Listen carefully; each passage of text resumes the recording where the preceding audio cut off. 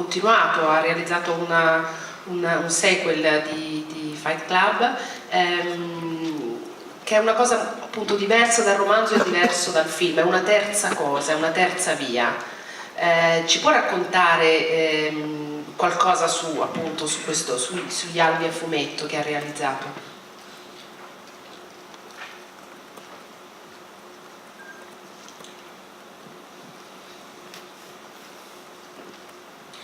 You know, eventually the book had such a following, and the movie had such a following, that I knew if I was going to do a sequel, a continuation of the story, in either one of those forms, as either a movie or a book, it would be compared to the original version, and it would fail. So I felt a continuation would have to be in a completely different medium, and so the next most obvious medium would be comics or graphic novels. And also I wanted to collaborate with people, with artists. And so writing a graphic novel was a way to work with people that lived very close to me, so that I wouldn't have to work in isolation on this project. And it was a way of having different strengths storytelling. You know, movies are very good at showing things, and books are very good at telling things. But there are aspects of the graphic novel that if they were made literal enough to be filmed, they would be enormously offensive and emotionally devastating. But in a graphic novel, they could be drawn in such a way that they would occur as endearing or even comic, without having to be as literal as they would have to be for a film. So each medium has its own strengths, and in comics I got to play to this entirely different set of strengths than I could in either a novel or in a film. Ci sono delle domande? Allora, andiamo di lì. Salve. Avevo solo il parere dell'ingegnere. Volevo chiedere allo scrittore, quando lui scrive, se in qualche modo si immagina un'eventuale trasposizione cinematografica, cioè se già la vede mentre la scrive, e cosa ne pensa del fatto che molto spesso le persone sono deluse dalla trasposizione di un libro, perché quando si legge un libro si entra in empatia con il libro stesso e ciascuno si fa nella sua testa il proprio film ed è deluso quando lo vede perché sta vedendo il film che si è fatto nella testa invece del regista o lo sceneggiatore.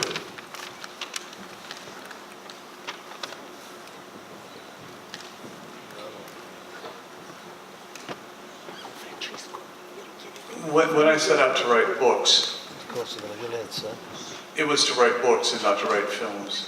And so I wanted to write the kind of books that would never be made into films. I wanted to write the kind of things that the films could never broach, because films have to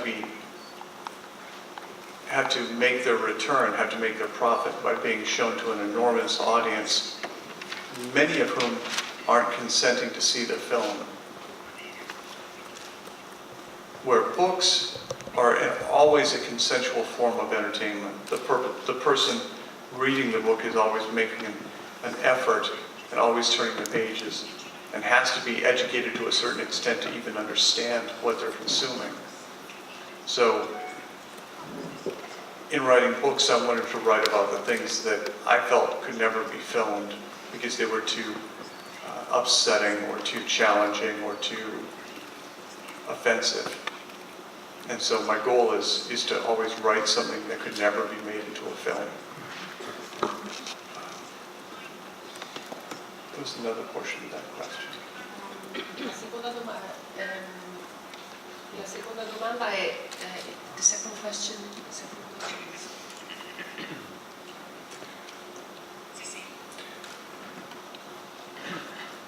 You know, most people maybe, but I think especially in the case of Fight Club, the film and the book each stand as their own thing.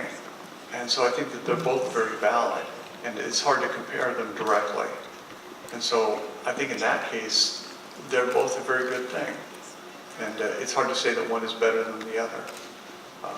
People might have their preferences, but I could go online and find 1,000 places where people say some version of the movie is great, and I would not wipe my ass for the book. You can always find people who hate the book.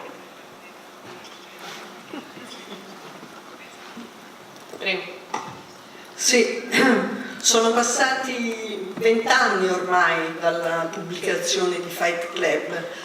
Sono successe molte cose in America e nel mondo.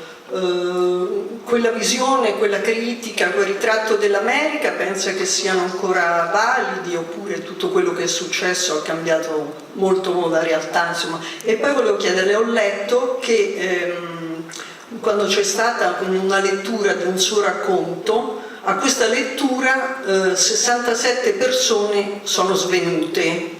Adesso l'ho letto su internet, quindi lo prendo con il beneficio dell'inventario, non so se sia vero oppure no, ma volevo chiederle quali sono le emozioni che lei punta a suscitare nei suoi lettori.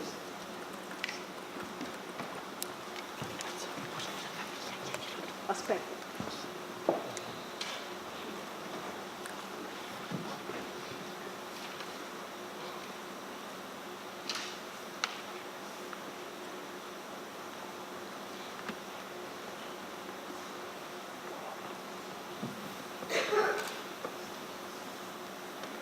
Boy, the first question is so enormous. I'm not even sure how to tackle even a portion of it. There's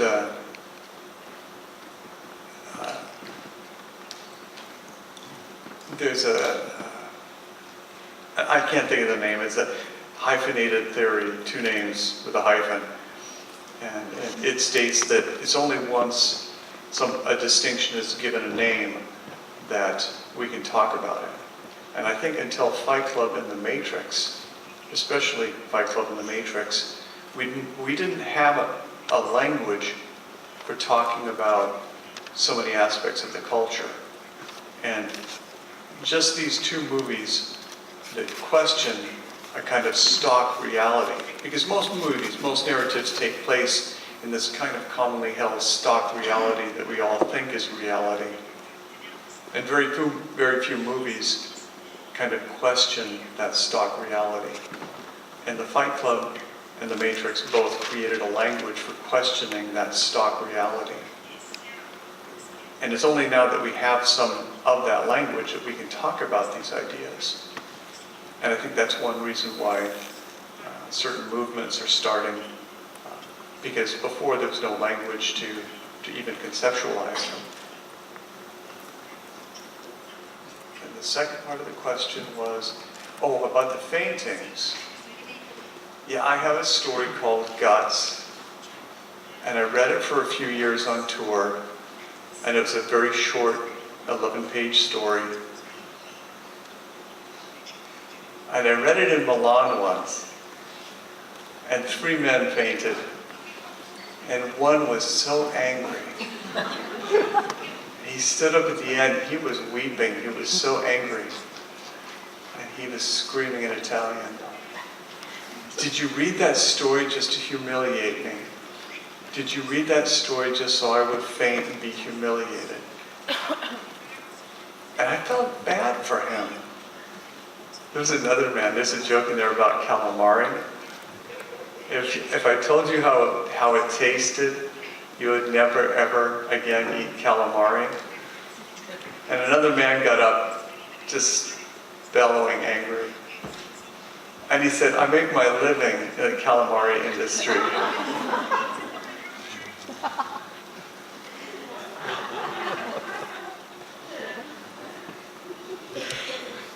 And again, my job is to show you how powerful a story can be. There's a famous horror writer in the US called Shirley Jackson. She died back in the 1960s, 1964. And Shirley Jackson is most famous for writing a novel called The Haunting of Hill House, which has been made into a couple different movies. Most recently, a movie with Catherine Zeta-Jones called The Haunting. But Shirley Jackson really found her place on the cultural landscape in the 1950s when she wrote a short story called The Lottery. And when the Lottery, this very simple short story, was published in the New Yorker, it offended people so deeply, it shocked them and frightened them so badly that hundreds and hundreds of people canceled their subscriptions to the New Yorker. And I've always loved that story, and I've always thought, what would a story right now have to do to enrage people in the same way that Shirley Jackson's story, The Lottery, did in the 1950s? So I set out to write this story, Guts, that's very, very funny in the beginning. And it makes people laugh a lot before they realize where the story's actually going. And at that point, it's too late. They've been laughing, and they're completely disarmed. And once they realize what's actually happening, they do start to faint. There's never been one event where 60 people fainted. The most was 18 people fainted in the Brighton Corn Exchange in Brighton, England, one night. But for a long time, I kept a count, and around 72, around a total of 72 through one tour, I quit counting. But that was hundreds of people ago. And most recently, I read that story in, of all places, a synagogue in Washington, D.C., where I was asked to do a reading. And 5 people fainted. And I always want to show how powerful stories can be, without music, without acting, without scenery. The kind of stories that you used to hear as a child around a campfire or in front of a fire, those stories that would frighten you so badly that you would remember them for the rest of your life. And my goal is always to try to create that kind of strength in a story, but for an adult audience. Yeah, I don't think that's a bad thing to do.